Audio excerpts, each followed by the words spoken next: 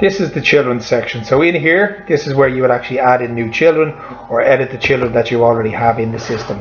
So when you want a new child, click on add new child. That'll bring up a form. So when you click in here, we'll fill this in and then move on to set a date of birth.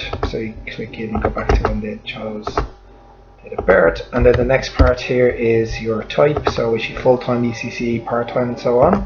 And then choose file. So this is quicker and easier to do on the tablet, because when you click on it, it asks you, do you want to take a photo there and then, or do you want to take it from the gallery? So when you're taking the photo, make sure the child's face is filling up a lot of the photo as well, because it will visually appear better on the app and on the software. Yeah, the company is already in here, so we'll pick a branch and then assign the room. So you can have a child in 2 rooms, so maybe they're in transition, so wobbler room in the morning and then toddler room in the afternoon. Obviously they won't be live in both rooms. Once you sign one out, once you sign one in, it'll automatically sign them out of the wobbler room as such. But if you just want them in just the wobbler room on its own, you just obviously X out of that.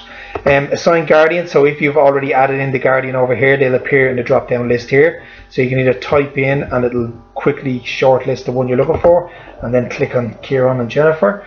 Next step then is the emergency contact. So this is for I suppose auntie, uncle, granddad, doctor, whatever you want to put in here, you can put in here. So you have 4 options or 4 areas there for emergency contacts.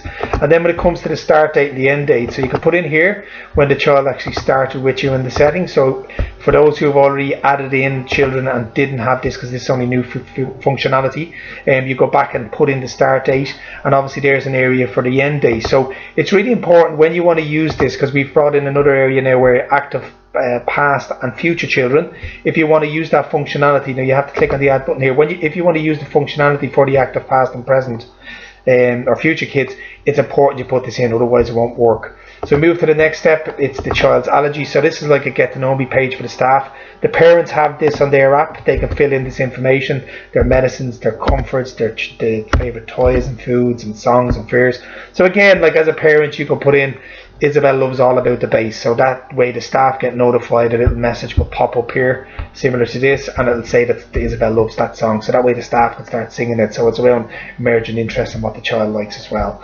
So that way it's quick and easy to send it through. We are going to be making that part quicker and smarter for parents to send messages. So when you create the child now, you can see here that it's a profile pic, their name, the type, guardian, rooms they're assigned to. It's just saying absent because we haven't marked them in. And here's the start and end date. You have a little I button, which is just obviously to give you information, shows you exactly what's in this. When we click on the edit button, it's just going through this, but the I button just shows you visually. You can't edit it, it's only read only. And again, you can make changes here to any of these you want by going through each section. So if I click cancel, you also have an area up here which you can search for a child. So if you want to put in, if you've got a 50 or 100 kids in there or less, you can just quickly search for the child there, or you can pick it here by clicking on branch, and you might pick maybe a room and then a start date, end date here. So you have active children, it'll show you all your past children, your future, or the type here will show you whether they're in ECC, full-time or part-time. So you pick and choose there what you want to add in.